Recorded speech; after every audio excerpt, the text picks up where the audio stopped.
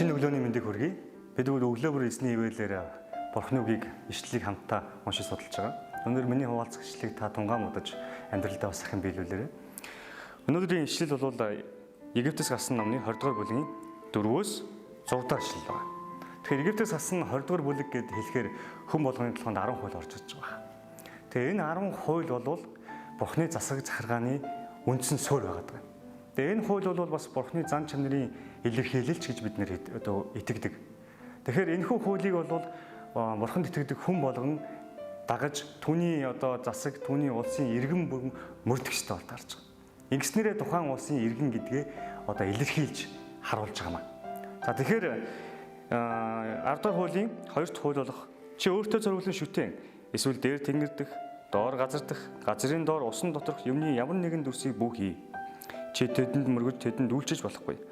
Учир нь чиний бурхан эзэн би бол хартай бурхан бөгөөд намайг үзэн ядагчдын 3 4 дахь үеийн хүүхдүүдэд нь хүртэл эцгүүдийнх нь нүглийн шийтгэлийг буулгадаг.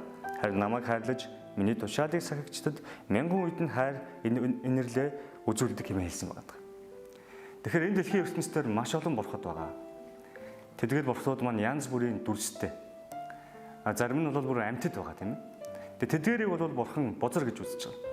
Тэдгээр дүрстэй тэр бурхад гэд нэрлэдэг байгаа зүйлсийг бурхан бол хуурамч шүтэнүүд гэж хэлж байгаа. Тэгэхээр тэдгээр хуурамч шүтэнүүдийг шүтэх юм бол энэ хууль маань цаашдаа ямар үр дүнд хүрэх вэ гэдгийг бас хэлсэн байна. Харин эсвэргээр бурханы хуулийг сахих юм бол ямар ивэл бидний амьдрал бууж ирэх вэ гэдгийг мөн давтан хэлсэн байдаг. За тэгэхээр 5 дахь ишлэлдэр чи тэдэнд мөргөж тэдэнд үйлчилж болохгүй. Учир нь чиний бурхан эзэн би бол хартай бурхан бөгөөд намайг үзэн ядагчдын 3 4 дахь үеийн хүүхдүүдэд нь хүртэл эцгүүдийнх нь нүглийн шийтгэлийг буулгадаг юм ажиллаж байна. Тэгэхээр бурханы зан чанарын тухай Библиэд маш олон тэмдэглэлүүд, тодорхойлолтууд бол байдаг. Тэгээ энэ хэлэхдээ бол бурханыг хартай бурхан гэж хэлсэн байна. Тэгээ хартай байгаа зогсохгүй бурхан сая өмнө нь хэлсэн тэдгээр хуурамч хүлээнүүдэд шүтсэн тэдгээр хүмүүсийг бол шийтгэнэ гэж хэлсэн байна. Яаж шийдэх вэ? Тэр хүмүүсийн үр хүүхдүүд дээр нь эцэг эхийнх нь хийсэн алдаа нүглийн шийтгэлийг болгоно гэж хэлсэн. Тэр нь яг ямар шиг байдлаар буухыг бол бид мэдэхгүй.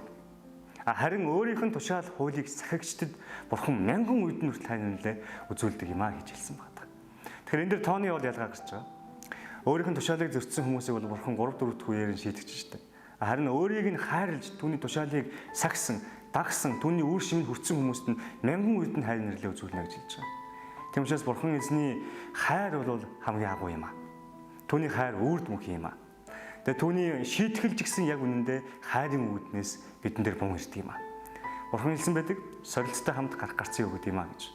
Ингээд өнөөдөр таны амьдралд ямар нэгэн зовлон бишэл тохиолдох юм бол та үнэн жинхэнэ бурхантай хандаж залбираарай гэж таныг уриалж байна. Бурхан таныг юу болтугай.